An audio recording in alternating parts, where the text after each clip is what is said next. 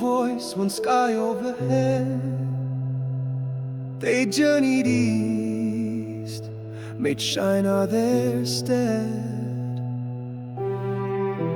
Come, let us build with brick and with flame a city so tall will make us a name. Reach to the heavens, stand side by side, lest we be scattered. Our strength is our pride. The Lord looked down on the work of their hands. One people, one tongue, no limit to man's plans. Oh, pride will divide and words will confound. The Lord brought their tower down to the ground. No more one language, no more one sound. At Babel, their pride was broken and drowned. Come, let us go down, confuse all their speech. No understanding, no pact they can reach. So scattered they fled, the building undone, the city left nameless beneath the same sun.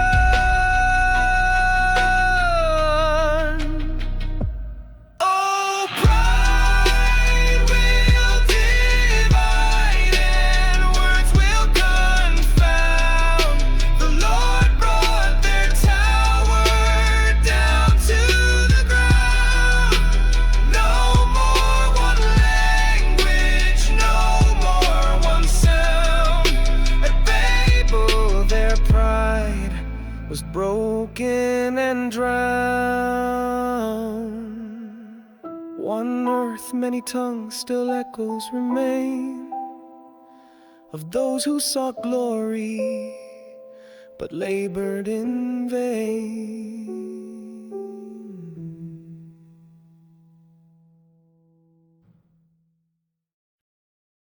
God told Abram, leave your country, your family, and your father's home for a land that I will show you.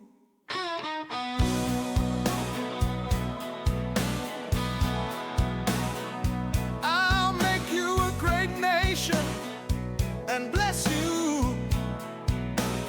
I'll make you famous. You'll be a blessing. I'll bless those who bless you. Those who curse you, I'll curse. All the families of the earth will be blessed through you. So Abram left just as God said, and Lot left with him. Abram was 75 years old when he left Haran. Abram took his wife Sarai and his nephew Lot with him, along with all the possessions and people they had gotten in Haran, and set out for the land of Canaan and arrived safe and sound. Abram passed through the country as far as Shechem and the oak of Moreh. At that time the Canaanites occupied the land. God appeared to Abram and said, I will give this land to your children. Abram built an altar at the place God had appeared to him. He moved on from there to the hill country east of Bethel, and pitched his tent between Bethel to the west and Ai to the east. He built an altar there and prayed to God. Abram kept moving, steadily making his way south to the Negev. Then a famine came to the land. Abram went down to Egypt to live. It was a hard famine. As he drew near to Egypt, he said to his wife, Sarai, look, we both know that you're a beautiful woman. When the Egyptians see you, they're going to say, aha, that's his wife, and kill me, but they'll let you live. Do me a favor, tell them you're my sister. Because of you, they'll welcome me and let me live. When Abram arrived in Egypt, the Egyptians took one look and saw that his wife was stunningly beautiful. Pharaoh's princes raved over her to Pharaoh. She was taken to live with Pharaoh. Because of her, Abram got along very well.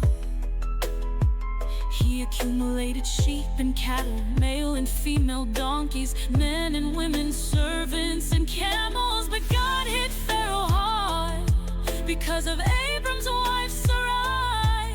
Everybody in the palace got seriously sick. Pharaoh called for Abram. "What's this that you've done to me?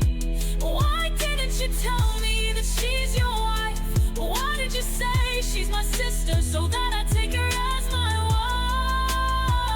wife? Here's your wife back. Take her and get out." Pharaoh ordered his men to get Abram out of the country. They sent him and his wife and everything he owned on their way.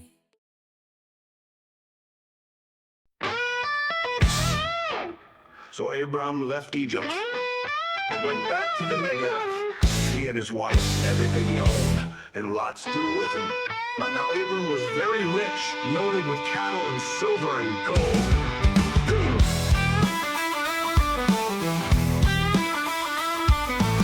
He moved on from the Negev, camping along the way, to Bethel, the place he had first set up his tent between Bethel and Ai.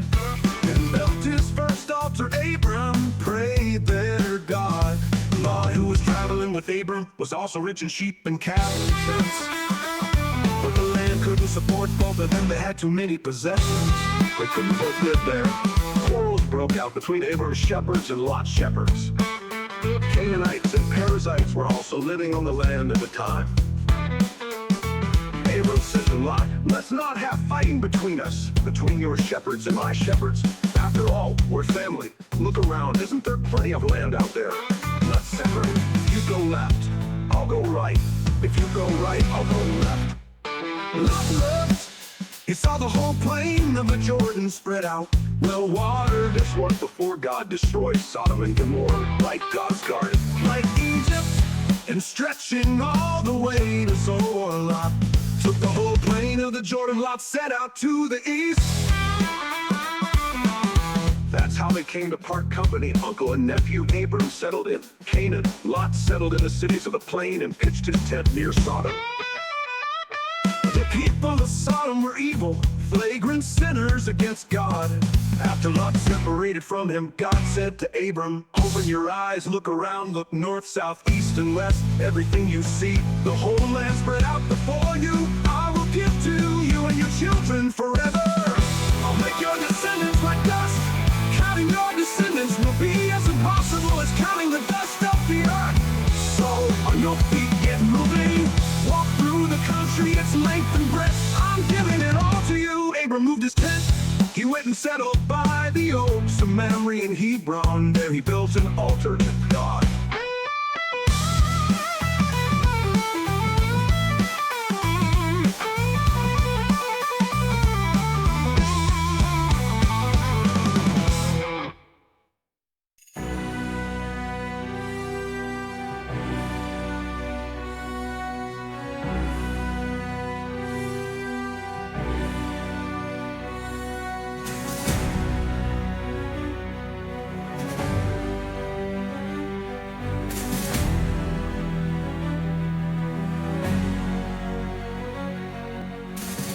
Before the chaos of battle unfolded, Abram lived peacefully in the land of Canaan, prospering under God's promise.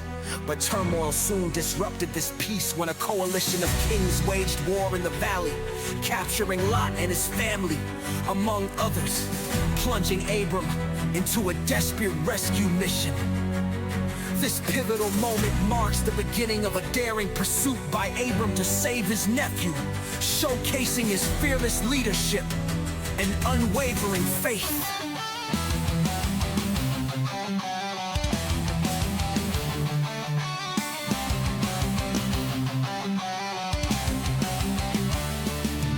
They came in the night from the valley,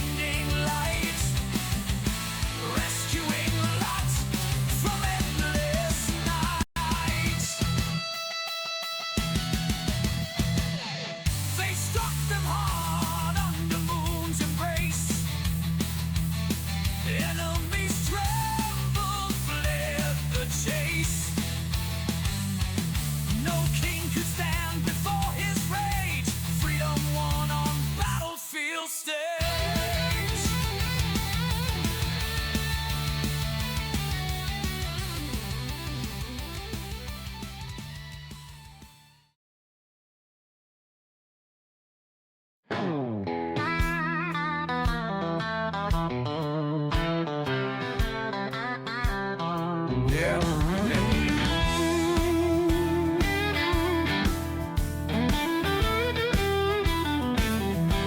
After Abram returned from defeating Kedorlaomer and his allied kings, the king of Sodom came out to greet him in the valley of shade. The king's valley, Melchizedek, king of Salem, brought out bread and wine. He was priest of the high God and blessed him. Blessed be Abram by the high God, creator of heaven and earth. And blessed be the high God who handed your enemies over to you. Abram gave him a tenth of all the recovered plunder. The king of Sodom said to Abram, give me back the people, but keep all the plunder for yourself. But Abram told the king of Sodom, I swear to God, the high God, creator of heaven and earth, this solemn oath, that I'll take nothing from you, not so much as a thread or a shoestring. I'm not gonna have you go around saying I made Abram rich, nothing for me other than what the young man ate, and the share of the men who went with me, and Rishkal and Mamre, they're to get their share of the plunder.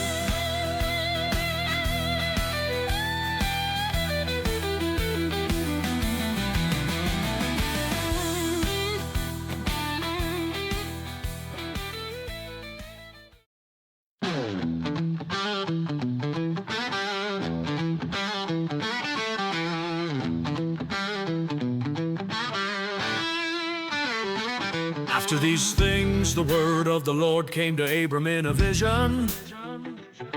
Fear not, Abram, I am your shield. Your reward shall be very great.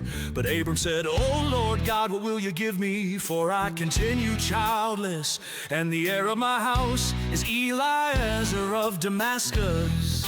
And Abram said, behold, you have given me no offspring, and a member of my household will be my heir. And behold, the word of the Lord came to him, this man shall not be your heir, your very own son shall be your heir. And he brought him outside and said, look toward heaven and number the stars, if you are able to number them. And then he said to him, so shall your offspring be. And he believed the Lord, and he counted it to him as a righteousness. And he said to him, I am the Lord who brought you out from Ur of the Chaldeans to give you this land to possess. But he said, oh Lord God, how am I to know that I shall possess it? He said to him, bring me a heifer 3 years old, a female goat 3 years old, a ram 3 years old, a turtle dove, and a young pigeon. And he brought him all these, cut them in half, and laid each half over against the other. But he did not cut the birds in half. And when birds of prey came down on the carcasses, Abram drove them away. As the sun was going down, a deep sleep fell on Abram.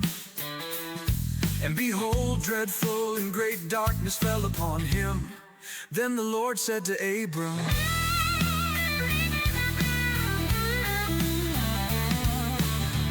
know for certain that your offspring will be sojourners in a land that is not theirs, and will be servants there. And they will be afflicted for 400 years. But I will bring judgment on the nation that they serve. and afterward they shall come out with great possessions. As for you, you shall go to your fathers in peace. You shall be buried in a good old age, and they shall come back here in the 4th generation. For the iniquity of the Amorites is not yet complete.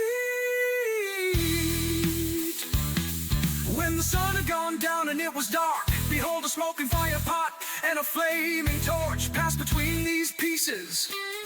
On that day the Lord made a covenant with Abram, saying, to your offspring I give this land, from the river of Egypt to the great river, the river Euphrates, the land of the Canaanites, the Kenizzites, the Cadmonites, the Hittites, the Perizzites, the Rephaim, the Amorites, the Canaanites, the Girgashites, and the Jebusites.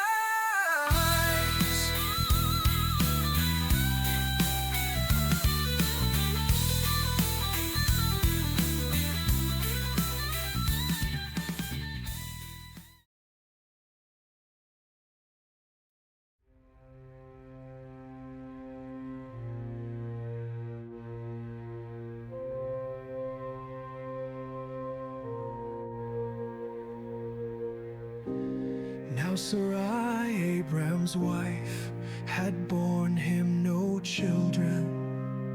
She had a female Egyptian servant whose name was Hagar. And Sarai said to Abram, behold, now the Lord has prevented me from bearing children. Go into my servant. It may be that I shall obtain children by her. And Abram listened to the voice of Sarai. So after Abram had lived 10 years in the land of Canaan, Sarai, Abram's wife, took Hagar the Egyptian, her servant, and gave her to Abram, her husband, as a wife. And he went into Hagar, and she conceived. And when she saw that she had conceived, she looked with contempt on her mistress. And Sarai said to Abram, may the wrong done to me be on you. I gave my servant to your embrace. And when she saw that she had conceived, she looked on me with contempt. May the Lord judge between you and me. But Abram said to Sarai, behold, your servant is in your power. Do to her as you please. Then Sarai dealt harshly with her, and she fled from her. The angel of the Lord found her by a spring of water in the wilderness, the spring on the way to Shur.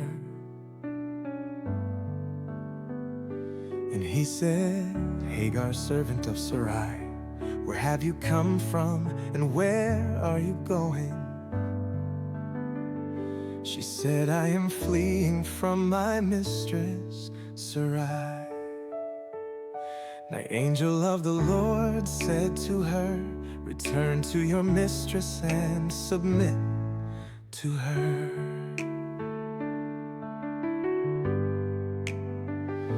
The angel of the Lord also said to her, I will surely multiply your offspring, so that they cannot be numbered for multitude. And the angel of the Lord said to her, Behold, you are pregnant, and shall bear a son. You shall call his name Ishmael, because the Lord has listened to your affliction. He shall be a wild donkey of a man, his hand against everyone, and everyone's hand against him. And he shall dwell over against all his kinsmen. So she called the name of the Lord who spoke to her. You are a God of sin. For she said, truly here I have seen him who looks after me. Therefore the well was called Beer Lahai Roy. It lies between Kadesh and Beer. And Hagar bore Abram a son, and Abram called the name of his son, whom Hagar bore Ishmael. Abram was 86 years old when Hagar bore Ishmael to Abram.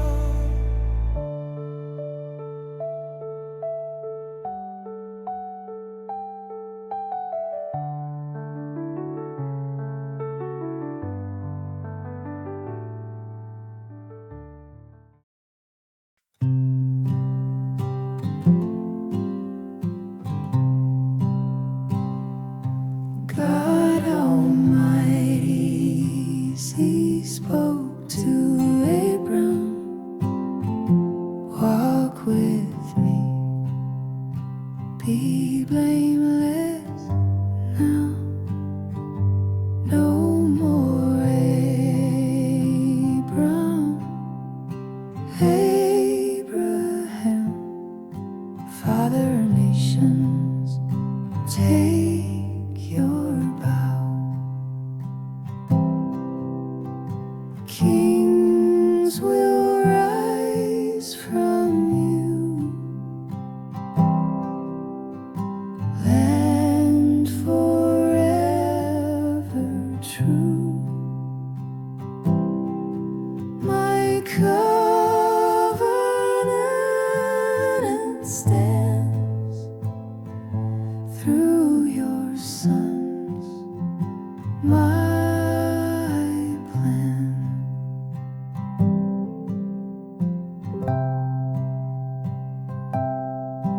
And the sign of this vow was marked in their flesh, a seal of the promise that God would bless.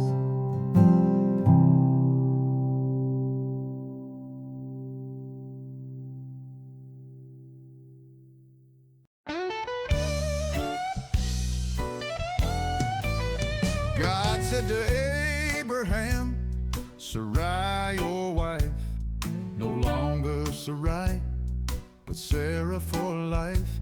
I will bless her, and through her a son. Nations and kings from her will come. Abraham fell on his face and laughed. A child at our age, can this be true? Sarah is 90 and I'm 100 years. Is this your plan? What are we to do? Then he whispered, oh, let Ishmael be the son of the covenant chosen by thee. But God said no, it's Sarah's son, Isaac his name, the chosen one.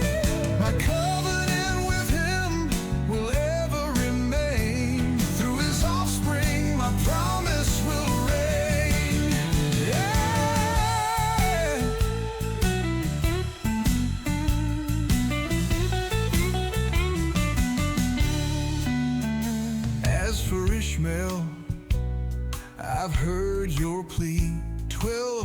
princes he'll father, a nation he'll be. But Isaac, my covenant, will carry my name. At this time next year, your son I will ordain. When God had spoken, he went away. Abraham obeyed that very same day. He took Ishmael and all of his men, circumcised them as God commanded them. Abraham was 99 years old, circumcised as the story is told. Ishmael 13, and every man born in the house or bought by his hand. That very day the covenant was sealed. Abraham's faith was fully revealed. All were circumcised as God had said, a sign of the promise. By faith they were led. I am your God, I keep my word. Through Sarah a promise will be heard. A child of laughter, a covenant true. My plans for you I will see through.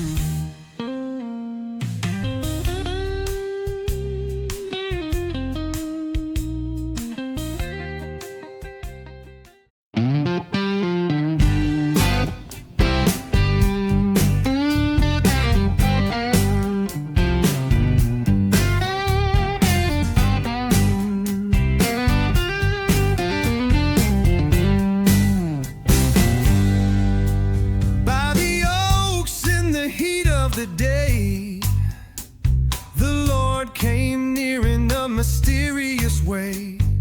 Abraham sat at his tent door so wide, when three men stood there by his side.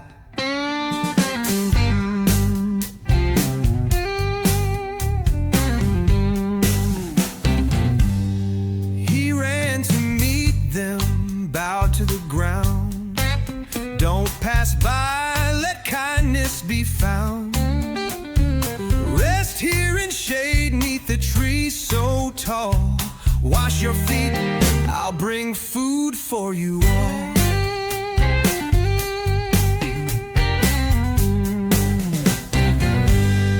Quick, he said, 3 measures of flour, baker's cakes this very hour. Then to the herd he ran with haste, a tender calf for them to taste.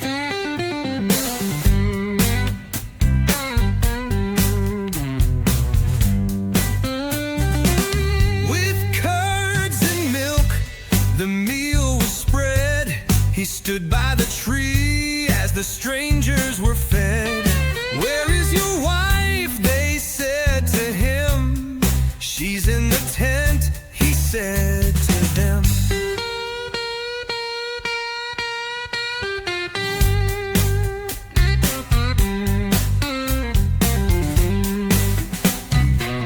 By this time next year, I'll return once more, and Sarah will hold a son to adore.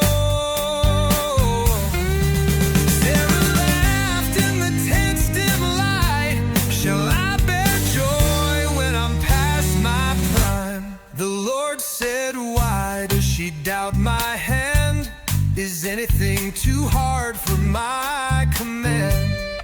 At the appointed time you'll see a child of promise born to be.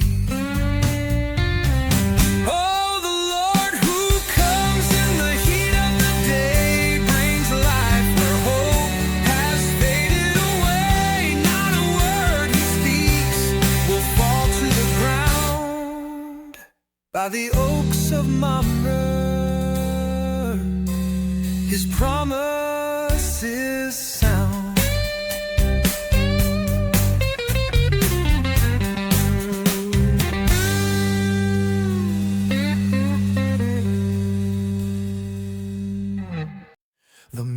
rose up from where they sat, looked down toward Sodom, Abraham at their back. The Lord said, shall I hide my plan? For he'll be father of a righteous clan. His house will walk in my just way, and through him nations will be blessed one day. But Sodom's cries have reached my throne. I'll see if sin has overgrown. At the doomed city, the men did stare, but Abraham stood before the Lord in prayer. He drew near, his voice so keen. Would you sweep away righteous with the unclean? Suppose there's 50, spare the place. Shall not the judge of earth show grace? The Lord said, for 50's sake, I'll spare the city, mercy take. Forgive my dust and ashes, please. What if but 45 there be? Not destroy, came God's reply. Then 30-20, still he'd let it lie. Oh Lord, don't wrath on me bestow. What if just 10 are found below? For 10 he said, I'd spare the land. Then God went on, and Abraham homeward ran.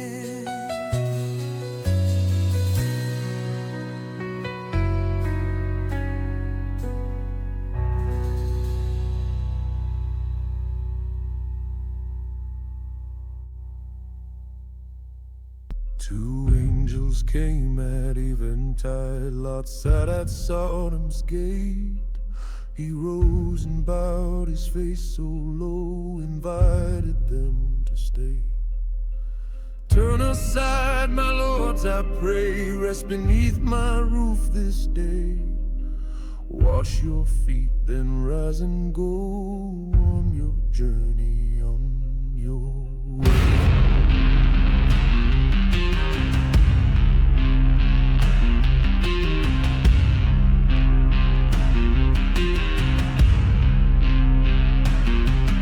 At first they said we'll stay outside, but Lord would not relent.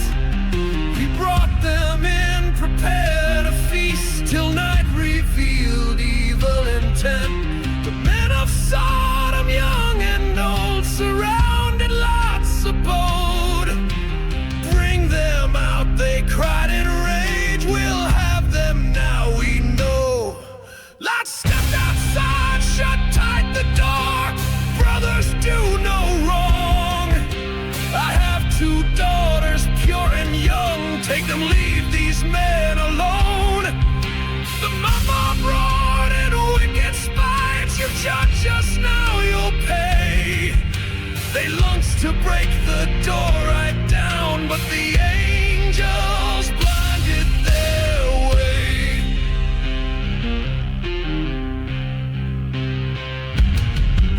The angel said, who else is yours? Sons, daughters, bring them out. The Lord has heard the city's cry. ways, its judgment is devout. Lot ran to warn his sons-in-law, but laughter met his plea. You jest, they mocked and stayed behind, blind to destiny. At dawn they urged, now flee, take flight, or in the wrath be caught. Yet Lot still lingered in the door, so God's mercy pulled him out. Run to the hills, don't look behind, but Lot begged not so far. That little town, oh let me flee, or death will strike me hard. The angel said, then go be swift, I'll spare that place for thee. So Zoar became his refuge small, a gift of grace to flee.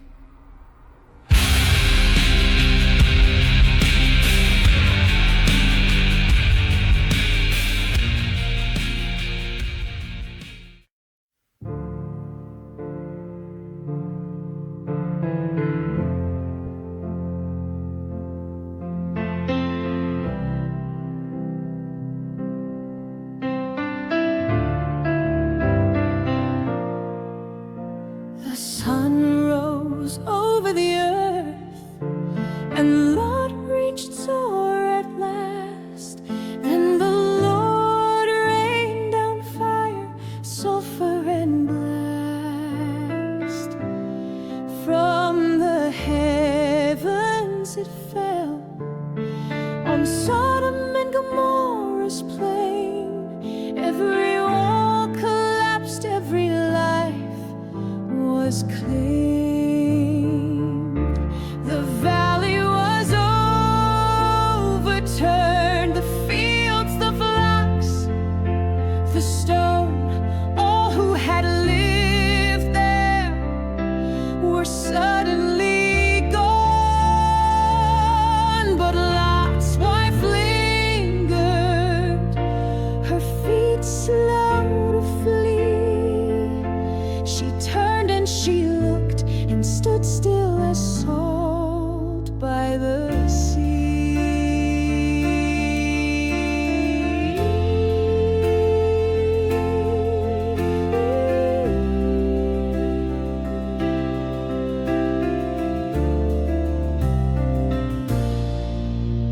At dawn, Abraham rose, returned to the place where he'd prayed. He looked toward Sodom, where the smoke twisted and swayed like a furnace. It rose, a dark spiral unfurled. No voice left crying, no light in the world. Yet in the midst of the ruin, God remembered his word. He brought Lot out safely, as he had assured. For Abraham's sake, he spared him the flame, but the land lay in ashes, and nothing was the same.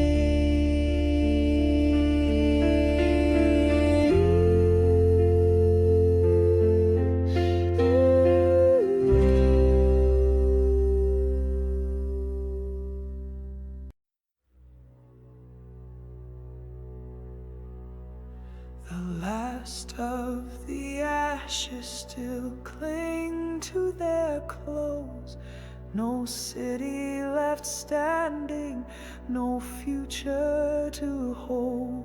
Just a cave in the hills where the wind sounds like ghosts, and a father who trembles, and daughters alone.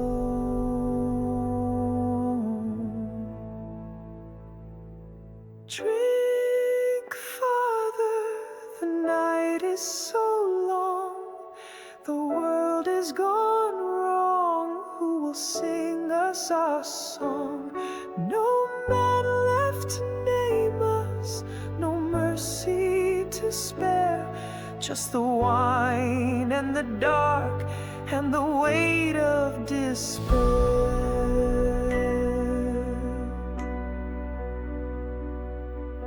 The elder girl whispers, the younger obeys.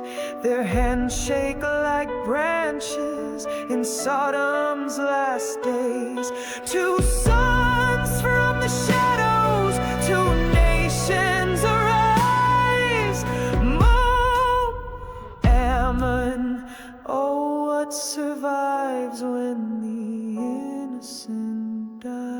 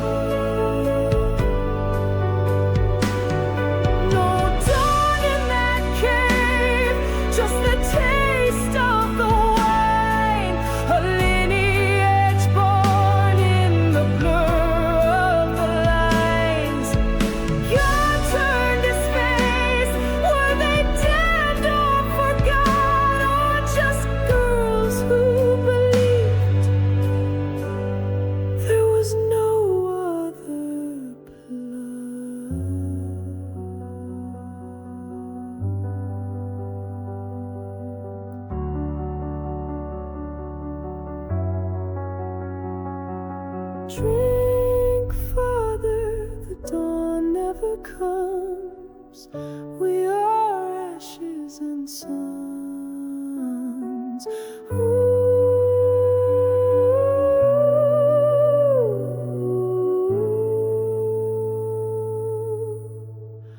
Our ashes and suns.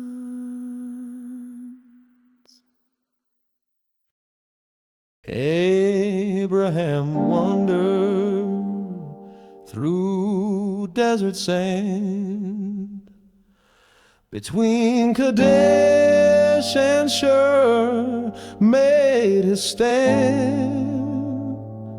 In Gerar's court his light cut like a knife. She's just my sister, not she is my wife.